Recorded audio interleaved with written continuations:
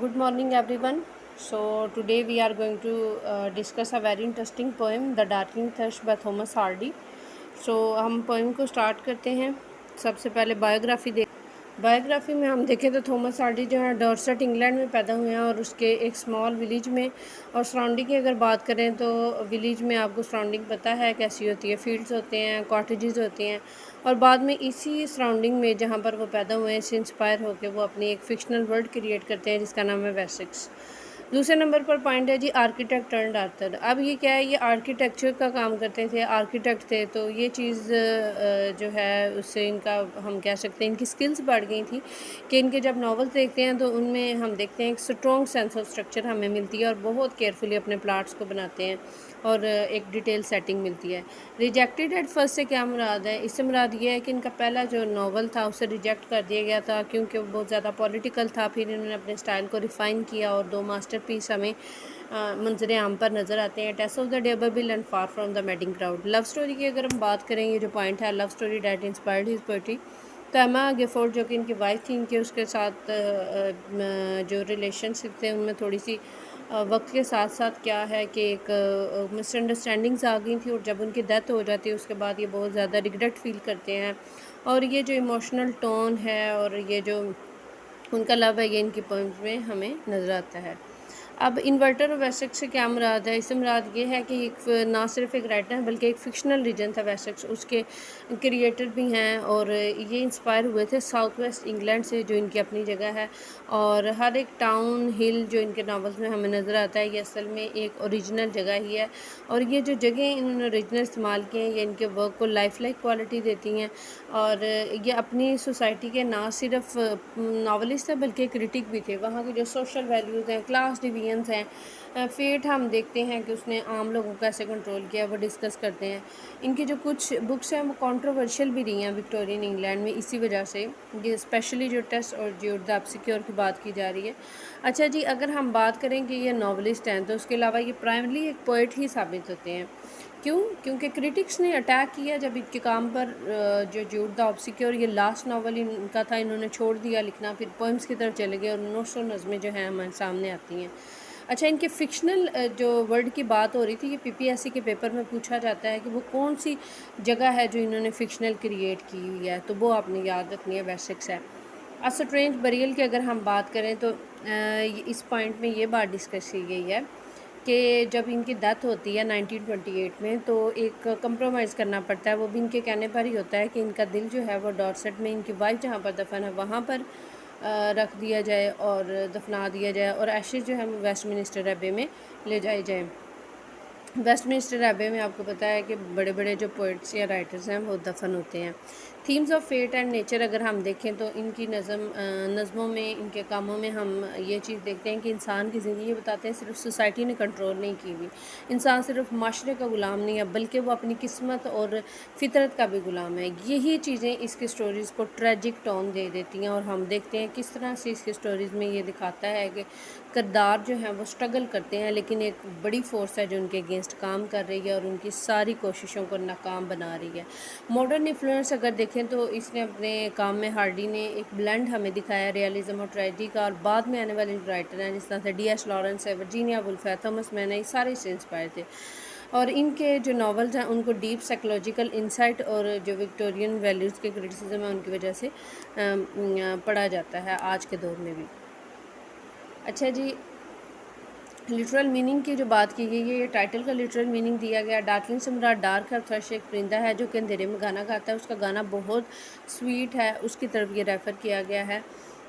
Symbolic meaning को अगर हम यहाँ पर देखें तो सिंबॉलिक मीनिंग क्या है ये देखते हैं. सिंबॉलिक मीनिंग में symbolically thrust represent hope, faith and renewal in the world full of despair. ये जो परिंदा है ये बेसिकली एक फेथ की सिम्बलाइजेशन है, एक नई वर्ड की है जहाँ पर मायूसी है. हार्डी ने अपनी पोएम 19th सेंचुरी के एंड पर लिखी जब असल में लोग जो थे वो इस मायूसी का शिकार थे. उनको कोई सर्टेनिटी नहीं थी, वो अनसर्टेन थे कि फ्यूचर पता नहीं कैसा हो. وہاں پر جو ڈارکنیس ہے، ونٹری لینڈسکیپ دکھائے گئے ہیں، یہ وہی سیڈنس ہے اور ہوپ لیسنس ہے جو کچھ ٹائم لوگوں کے دلوں میں تھی، لیکن جو پرندہ ہے وہ یہاں پر ایک آپٹیمزم کی سپارک دیتا ہے، روشنی دیتا ہے اور کہتا ہے کہ ایک دن جو ہے زندگی موت کے بجائے جو ہے وہ خوشیوں سے بھر جائے گی، اور شاید کہ یہ کوئی ڈیوائن فورس ہے یا کوئی ڈیوائن اسپرٹ ہے جو کہ ہمیں دکھایا جا رہا ہے یہاں پر۔ اور ہم جو ہیں مزید اس کو دیکھتے ہیں کہ لوگ کیوں جو ہیں اپنے فیوچر کے حوالے سے انسرٹن تھے۔ پوئم جو ہے 1899 میں لکھی گئی، 19th سینچری کا اینڈ 20th سینچری کا جو ہے سٹارٹ کہہ لیں۔ پیپل جو تھے وہ زیادہ آپ دیکھ رہے ہیں کہ ان نون ہے، اپنے فیوچر کے بارے میں انسرٹن ہے۔ سائنٹیفک ڈسکوریز جس میں ڈارون کی تھیری موسٹ پاپولر ہے، سامنے ہم دیکھتے ہیں یہ جو تھیری تھی یہ چیلنج کرتی ہے ٹریڈیشنل ریلیجیس بلیف کو، اور لوگ جو تھے وہ ڈاؤٹ فل تھے، اپنے فیتھ اسپرٹ ویلیوز کے حوالے سے کنفیوز تھے کہ زندگی کے معنی جو ہیں وہ کہاں ہیں۔ انڈسٹریل ریولوشن دیکھتے ہیں کہ یہ جو صنعت کاری ہے یہ ختم ہوتی ہے، انڈسٹریلائزیشن آتی ہے، ہاتھ والا کام ختم ہو گیا، لوگ نیچر سے فطرت سے دور ہو گئے، کیونکہ اب جو وہ صنعتی نظام تھا وہ سامنے آیا ہے اور فطرت جو ہے اس کی جگہ صنعت نے لے لی ہے۔ سوشل اور مورل چینجز ہم دیکھتے ہیں، پرانی ساری روایات ختم ہو رہی ہیں، ہاتھ سے کام کرنا، وہ لوگوں کا ایک دوسرے کو ٹائم دینا، نیچر میں بیٹھنا۔ تو اب یہ جو شفٹنگ ہو رہی ہے نا مورل ویلیوز سے، ریلیجن کو چینج آ رہا ہے ریلیجن میں، اور فیوچر ہم دیکھتے ہیں ہیومینٹی کا کس طرح کا ہے، تو یہ ساری چیزیں دکھائی گئی ہیں۔ ڈارکنگ تھرش کیوں لکھی گئی پوئم یہ دیکھتے ہیں۔ اچھا جی، ہارڈی نے یہ پوئم جو ہے دسمبر 1900 میں لکھی، جب 20th سینچری کا اینڈ تھا، اور لوگ جو ہیں اپنی فیلنگ سیڈنس، ڈاؤٹ اور انسرٹینٹی کے ایکسپریس کر رہے تھے، لوگ فیل کر رہے تھے کہ ایک نئی سینچری میں آ رہے ہیں۔ اچھا جی، یہاں پر change in the world was changing rapidly. اب یہاں پر ہم دیکھتے ہیں کہ دنیا میں بھی ایک چینج آ رہا ہے، سائنس میں، ٹیکنالوجی میں، انڈسٹری میں، اور جو پرانی ٹریڈیشنز ہیں، بلیفس ہیں، وہ ریپلیس ہو رہے ہیں، اور ہارڈی جو ہے وہ فیل کرتا ہے کہ لوگ جو ہیں اپنا فیتھ ان میں ختم ہوتا جا رہا ہے، ان کا جو کنیکشن تھا نیچر اور مذہب کے ساتھ وہ ختم ہوتا جا رہا ہے، ٹوٹتا جا رہا ہے۔ پرسنل فیلنگ کی اگر ہم بات کریں تو ہارڈی ایک ڈیپ تھنکر ہے، آبزرور آف لائف ہے، وہ فیل کرتا ہے کہ دنیا جو ہے یہ سفرنگ سے، کنفیوژن سے بھری ہوئی ہے، لیکن پھر بھی ہم دیکھتے ہیں کہ وہ ایک پرندہ دکھا کے یہ بتانا چاہ رہا ہے کہ پھر بھی امید کی کرن کہیں نہ کہیں باقی ہے۔ ایک ایسا پرندہ جو کہ اندھیرے میں گانا گا رہا ہے، وہ امید کو ہی یہاں پر ریپرزینٹ کر رہا ہے، سمبل آف ہوپ ہم دیکھتے ہیں۔ یہ جو پرندے کا گانا ہے یہ ایک سرپرائزنگ ہوپ ہے، مطلب کہ اپنے جو لوگ ہیں ان کو ایک حیران کن امید دی جا رہی ہے، ان کو بتایا جا رہا ہے کہ مایوسی کی دنیا ایک دن ختم ہو جائے گی اور ایک دن پھر سے رینیول ہوگا ورلڈ کا، اور وہ بتانا چاہتے ہیں کہ ہر جو مشکل ٹائم ہے یا ڈارک ٹائم ہوتا ہے اس نے ختم ہو جانا ہوتا ہے اور امید باقی بچ جاتی ہے، یا پھر جو ہے وہ مشکل حالات ہمیشہ نہیں رہتے ہیں بلکہ اس کے بعد آسانیاں آ جاتی ہیں۔ اسٹینزا نمبر 1 کو اگر ہم دیکھیں، اب پوئم کی تھوڑی سی ہم دیکھتے ہیں کہ پوئم میں کیا کیا چیزیں ہیں۔ اسٹینزا نمبر 1 میں ہارڈی ایک کولڈ، ایک گلومی ونٹر ایوننگ کی بات کرتے ہیں 20th سینچری کی، وہاں پر فروزن لینڈ دکھائی گئی یا لائف لیس ہے، ڈل ہے، اور سورج کا ہم وہاں پر منظر دیکھ رہے ہیں کہ sun is setting and everything seems to be dying, ہر چیز ختم ہو رہی ہے، یعنی بالکل ہم دیکھ رہے ہیں کہ اینڈ ہے۔ Even the century itself, century بھی، ہارڈی کہتا ہے سینچریز کارپس اس کو۔ The poet feels a deep sense of sadness and hopelessness in silent empty landscape. Poet ہمیں یہاں پر بہت اداس نظر آ رہا ہے۔ اسٹینزا 2 میں پھر کیا ہوتا ہے؟ The poet leans on a gate looking at the bare trees and grey sky. Nature looks dead and deserted. وہ ایک گیٹ کے اوپر جھکا ہوا ہے اور وہاں پہ دیکھتا ہے کہ وہاں پر جو ٹریز ہیں وہ دیکھتا ہے وہ بیر ہیں، اور اسکائی کا ہم دیکھتے ہیں کلر دکھایا گیا گرے ہے۔ نیچر جو ہے بالکل ختم اور ڈسٹرب نظر آ رہی ہے، کوئی سائن نہیں ہے وہاں پر خوشی کا یا زندگی کا۔ لوگ جو ہیں ان کا فیتھ ختم ہو گیا ہے، ان کی انرجی ختم ہو گئی ہے، اور ساری دنیا جو ہے وہ اسپرچولی ایمپٹی ہے۔ ہارڈی یہ فیل کرتا ہے کہ ہر ایک چیز ختم ہو گئی ہے، کوئی امید ہی نہیں ہے وہاں پر۔ دوسرے سٹینزا میں، تیسرے سٹینزا میں کیا ہوتا ہے؟ اچانک سے اسے آواز آتی ہے کہ ایک وہ جو اندھیری زمین ہے یا اندھیری جگہ ہے وہاں پر ایک پرندہ گانا گا رہا ہے، وہ ایک شاخ پر بیٹھا ہوا ہے اور وہ بڑا کمزور ہے، تھکا ہوا ہے، چھوٹا سا پرندہ ہے، لیکن اس کی آواز اتنی اچھی ہے اور اتنی مضبوط ہے، اور یہ جو ان ایکسپیکٹڈ وہ سانگ سنتا ہے یہ اسے حیران کر دیتا ہے، اور یہ اصل میں جو سانگ ہے یہ میسیج آف ہوپ ہے اور happiness in dead and cold world. Stanza 4 کی اگر بات کریں تو یہاں پر جو پوئٹ ہے وہ حیران ہے کہ کیوں پرندہ اتنا زیادہ خوش ہے، کیوں اس کے لیے جو زندگی اس وقت لائف لیس ہے اس میں اتنا وہ انجوائے کیوں فیل کر رہا ہے، وہ سمجھنا چاہ رہا ہے، اسے حالانکہ یہ امید نظر نہیں آ رہی۔ تو جو تھرش کا سانگ ہے، اس پرندے کا سانگ ہے، وہ اسے بلیو کرواتا ہے کہ شاید کوئی چھپی ہوئی ہوپ ابھی بھی باقی ہے، کچھ ایسا ہے جو تمہیں نظر نہیں آ رہا لیکن وہ ہونے والا ہے۔ 19th سینچری میں انگلینڈ جو تھا was a powerful empire. English people believed their religion Christianity and the way of life were more civilised than those of other nations. یہاں پر ایک اور چیز بھی نوٹس کرنے والی ہے کہ کیا کیا چینجز آ رہے تھے، ان کو بھی ہم دیکھ سکتے ہیں یہاں پر کہ 19th سینچری کا جو انگلینڈ ہے اس میں ہم دیکھ رہے ہیں کہ امپائرز جو ہیں وہ بتائی جا رہی ہیں کہ انگلینڈ کی جو حکومت ہے، یہ طاقت ہم کہہ لیں کہ بہت زوروں پر ہے، اور انگلش پیپل جو ہیں وہ سمجھتے ہیں کہ ہماری جو کرسچینٹی کا ریلیجن ہے یہ لوگوں کو بڑا سویلائز کر دیتا ہے۔ تو اب وہ کیا کیا، انہوں نے ایکسپیڈیشن شروع کر دیں، اور وہ جو خاص طور پر بیچارے اس طرح کے لوگ تھے نا کہ جو اتنے نالجیبل نہیں تھے، ان کو انہوں نے پکڑا، جو اگنورینٹ پیپل تھے ان کو کنورٹ کرنا شروع کر دیا کرسچینٹی میں، تاکہ جی ہم ان کو سویلائز کریں۔ انگلش یہ سمجھتے تھے کہ جو نان کرسچن لوگ ہیں نا وہ سارے اگنورینٹ اینڈ سویلائزڈ ہیں، اور یہ سمجھتے تھے انہیں کرسچن کر کے ہم ان کو سویلائز بنائیں گے۔ یہ امپیریل مائنڈ سیٹ تھا ان کا ایک، کیونکہ امپیریلزم جو تھا چل رہا تھا جب برطانیہ نے رول کیا تھا دوسری کنٹریز پر۔ اب اگر سمپل ورڈ میں اگر ہم یہاں پر دیکھیں تو لوگ جو تھے انہیں زبردستی کہا جاتا تھا کہ آپ عیسائیت قبول کریں، ٹھیک ہے۔ وہ یہ سمجھتے تھے کہ انگلش پیپل کے ہمارا جو مذہب ہے وہ ان کو سویلائز کر سکتا ہے، وہ اپنی کلچر اپنا مذہب پھیلانا چاہتے تھے، اور not always out of kindness but often because they wanted to control power over those people. تو وہ یہ ایسا اس لیے نہیں کرتے تھے کہ بڑا ان پہ کوئی رحم آ رہا تھا ان کو، بلکہ اس لیے کرتے تھے تاکہ ہمارا ڈومینیشن جو ہے ان پر پھیل جائے، کیونکہ تعلیم اور مذہب کے ذریعے ہی لوگوں کے دماغ جو ہیں ان میں چیزیں انٹر کی جا سکتی ہیں، انہیں کنٹرول کیا جا سکتا تھا۔ وکٹورین ایج کو اب یہاں پر دیکھ لیتے ہیں کہ یہ سارا کچھ جو ہو رہا تھا، ابھی ہم نے پوئم کے سٹینزاز کو کلیئر کیا، 3 سٹینزاز کو، پھر ہم نے یہ دیکھا کہ لوگوں کو زبردستی مذہب چینج کرنے کا کہا جا رہا تھا۔ یہ ہم اوپر کنفیوژنس دیکھ رہے تھے نا کہ لوگوں کے مائنڈ میں تھی، تو اس لیے پھر میں نے ایڈ کیا کہ ذرا اس میں دیکھیں کہ کیا کیا کنفیوژن تھی اور کس وجہ سے تھی۔ وکٹورین ایج کی اگر بات کریں تو کوئین وکٹوریہ کے نام سے ہے یہ، جنہوں نے برطانیہ پر رول کیا کافی دیر کے لیے، اور بہت سے چینجز اس ایج میں ہیں، سائنٹیفک چینجز، انڈسٹریل اور سوسائٹی کے۔ فیکٹریز اور مشین جو ہیں انہوں نے ہینڈ ورک کی جگہ لے لی تھی، سٹیز بڑھ رہی تھیں، کیونکہ جو غریب لوگ تھے وہ اب دیکھ رہے ہیں کہ وہ ڈرٹی اور کراؤڈڈ پلیسز میں رہ رہے تھے۔ بہت سے ورکرز، بچے ان میں سے ہم دیکھ رہے ہیں ان کی کنڈیشن بہت خراب تھی، خراب اس لحاظ سے تھی کہ ان سے کام بہت زیادہ لیا جا رہا تھا۔ ریچ اینڈ پور become in equal and the reach enjoy comfort why the پور اسٹرگل ٹو سروائیو۔ اب ریچ اور پور جو ہیں وہ ان کے ساتھ ایک ایکوالٹی نہیں تھی، جو امیر تھا اس کو زیادہ سہولتیں تھیں، غریب کو کم تھی۔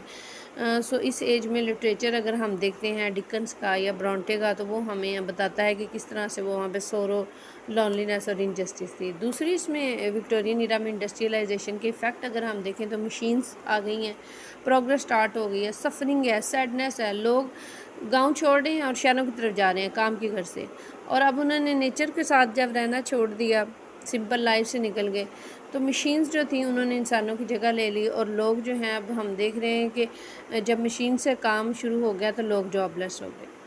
لوگوں کی وہ جو فیلنگز تھیں ایک دوسرے سے، پیار، خوشیاں اور وہ من بالکل غائب ہو کے رہ گیا۔ تھامس ہارڈی جو ہیں وہ دیکھ رہے ہیں ہم کہ وہ بھی اس چیز کو آبزرو کر رہے ہیں، اور وہ فیل کر رہے ہیں کہ ہیومینٹی جو ہے وہ اس کی جو اصل روح ہے وہ اس سے محروم ہو چکی ہے۔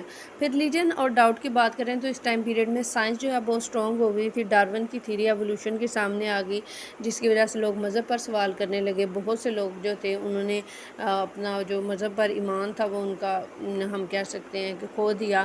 رائٹر جس طرح سے ہارڈی ہے یہ خود کنفیوز تھا اس ٹائم، اور وہ چاہتا تھا کہ گاڈ پہ بلیو کیا جائے، لیکن سائنس جو تھی نا انہوں نے اس کے لیے سفرنگ پیدا کر دی تھی، اس لیے ان کی جو پوئمس ہیں ان میں اکثر spirituality, sadness, loss of faith پر بات کی جاتی ہے۔ سوشل انجسٹس بھی تھا کہ جو غریب تھے ان کے ساتھ بڑا برا سلوک ہو رہا تھا۔ بچے جو غریب کے ہم فیکٹریز میں کام کر رہے تھے، اور ہم دیکھ رہے ہیں کہ وہاں پر ڈیتھس جو ہو رہی ہیں ینگ کی، ویمن جو ہیں ان کے بتائے جا رہے ہیں ان کے رائٹس نہیں ہیں، اور وہ فری نہیں ہیں، ان کو ایجوکیشن کی کوئی آزادی نہیں ہے، سوشل پریشرز کی وجہ سے میرجز کے ایشوز ہیں۔ اس کے بعد ہم دیکھتے ہیں رائٹرز جو ہیں یہ سارے اس چیز کو ہائی لائٹ بھی کر رہے ہیں۔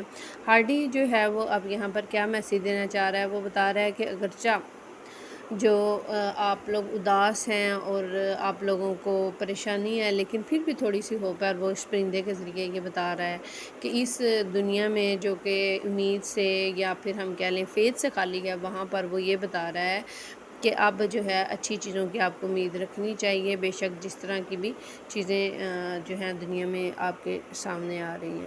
اچھا جی، اگر ہم آگے دیکھیں چارلس ڈارون کی تھیری کی بات کریں تو یہ تھیری آف ایوولوشن اس نے دی تھی۔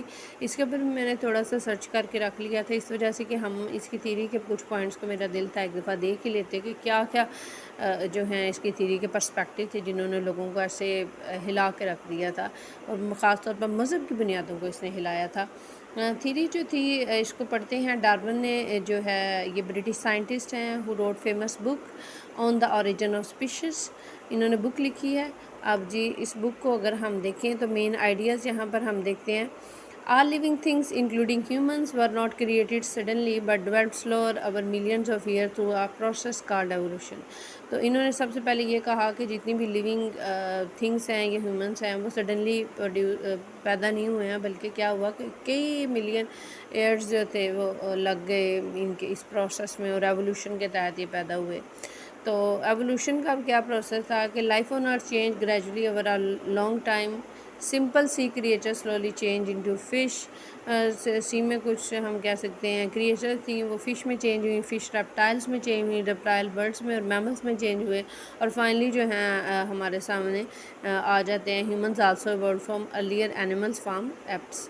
یعنی کہ جو انسان کا ایک ہمیں پروسیس بتایا جاتا ہے پیدا ہونے کا، اس کے اوپر ہی آبجیکشن جو ہے لگا دیا گیا، بتایا گیا۔ اس نے کہا کہ وہ کوئی کریچر تھی، پھر وہ ایک جرثومہ جو ہے وہاں سے فش بنی ہے، فش سے پھر وہ ریپٹائلز بنے، اور یہ اصل میں پروسیس بتایا جا رہا ہے کہ انسان کیسے بنا، اور پھر یہی بتایا جا رہا ہے کہ انسان جو ہے وہ ایپس کی ہی ایک موڈیفائڈ ہم کہہ سکتے ہیں فارم اس نے بتائی۔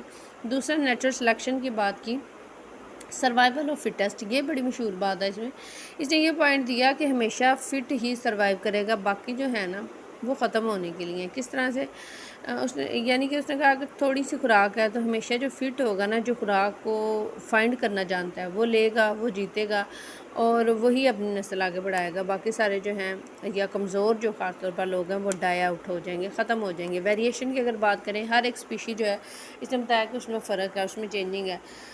کچھ برڈز جو ہیں ان کی لمبی لمبی چونچیں ہیں، کچھ کی چھوٹی ہیں، جہاں پر ایسی جگہیں جہاں پر فوڈ جو ہے وہ بہت ڈیپ ہے، where food is deep inside flowers birds with longer beak survive better.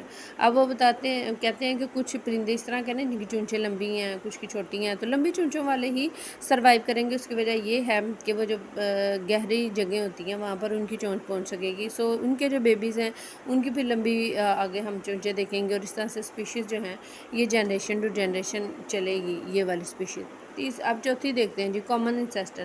انہوں نے کہا کہ یہ جو انسان اور جانور ہے نا، ان کے انسیسٹر سیمز ہیں، ٹھیک ہے، ہیومن اور ایپس جو ہیں یہ سیم اسپیشیز جو ہیں، ان کے سیم ارلی اسپیشیز جو ہیں ملین ایئرز اگو جو ہم دیکھتے ہیں وہاں سے یہ ایوولڈ ہوئے ہیں۔ سو یہ شاکنگ تھا وکٹورین پیپل کے لیے۔ یہ سب کیا ہے کہ ڈارون سے پہلے لوگ یہ بلیو کرتے تھے کہ کوئی گاڈ ہے جو ساری چیزوں کو کنٹرول کر رہا ہے، بائبل میں یہ چیز لکھی تھی۔ ڈارون کی تھیوری نے چینج کر دی نا ساری چیزیں، اس نے بتایا کہ ایسا نہیں ہے، بلکہ یہ تو اچانک سے ہی جو ہے دنیا وجود میں آ گئی۔ تو بہت سے وکٹورین اس حوالے سے کنفیوز تھے، مذہبی بلیفس کو چیلنج کیا گیا اس طریقے سے، اور رائٹرز جس طرح سے ہارڈی ہے وہ ڈاؤٹ اور سیڈنس فیل کرنے لگا، نہ صرف کہ لوگ بلکہ ہم رائٹر کا بھی دیکھتے ہیں وہ اداس ہے اور وہ شک میں ہے۔ انہوں نے ایک ورلڈ دیکھی جو رول کی گئی ہے، جس پہ قبضہ ہے چانس اور اسٹرگل کا، نہ کہ کسی ڈیوائن آرڈر کا۔ اور اگزامپل اگر ہم یہاں پہ دیکھیں ہارڈی کے تھاٹ کی، Hardy believed in Darwin scientific ideas but he felt sad because they made life seem cold and purposeless. وہ مانتا ہے جو نیو انوینشنز آئی ہیں، لیکن پھر بھی وہ یہ سوچتا ہے کہ یہ سے دنیا ہمیں پرپز لیس لگ رہی ہے، کیونکہ جب دنیا کے اندر یونیورس میں کوئی بنانے والا ہی نہیں ہے، کوئی کریٹر ہی نہیں ہے، یہ تو خود ایوولو ہو کے آ رہے ہیں، تو پھر میننگ کہاں پر ہے، کہاں پر اس دنیا کا پرپز کیا ہے؟ That's why In his poetry you find a feeling of loneliness, hopelessness and search of meaning in the world where God seems silent.